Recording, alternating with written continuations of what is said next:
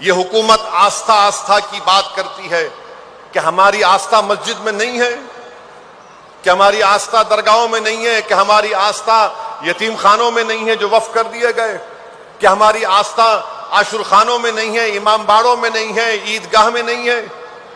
आखिर क्यों इस तरह का कानून बीजेपी हुकूमत ने बनाया?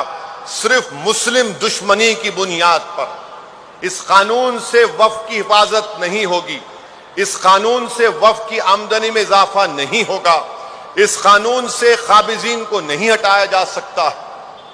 माने जो 12 साल से कब्जा करके बैठा वो मालिक बन जाएगा। और पूरे मुल्क में प्रोपेगेंडा बीजेपी वाले कर रहे हैं, ऐसा नहीं, सब झूठ है। यह कानून सिर्फ बनाया गया मुस्तकबिल को सामने रखकर। अगर यह कानून रहेगा तो याद रखिए, आरएसएस के पास एक लिस्ट है जो उनका मानना यह है कि तारीख के किसी वक्त में मसाजिद नहीं थे, किसी और की इबादतगाह थी।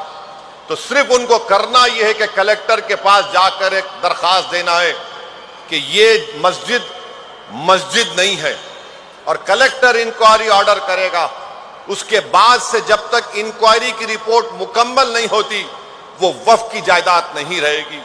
आप सुनकर कह रहे होंगे क्या बात कर रहे हो, इंक्वायरी पे मैं अपनी मस्जिद को खो दूंगा? जी हां, अगर कलेक्टर के पास कोई शिकायत करेगा तो इंक्वायरी पर आप मस्जिद खो देंगे।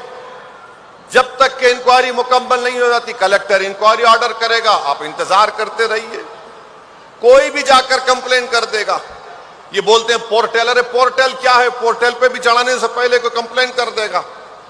आपने एक सेक्शन बना दिया, उसमें हमारे दाऊदी बोहरा मुसलमानों को बदनाम करने के लिए दाऊदी बोहरा मुसलमानों ने कहा कि हमको इस कानून के तहत मत लाइए। हमारे पास दाइल मुतलक का उनके पास एक कॉन्सेप्ट है, मगर उनको इस्तेमाल किया गया। क्यों इस्तेमाल किया गया?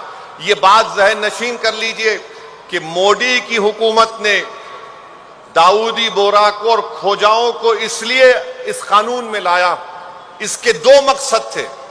एक मकसद के खोजा मुसलमान, उनका एक यतीम खाना वक्फ था जिसको हिंदुस्तान के सबसे दौलतमंद आदमी ने वक्फ की जायदाद को 20 करोड़ रुपए देके खरीद लिया।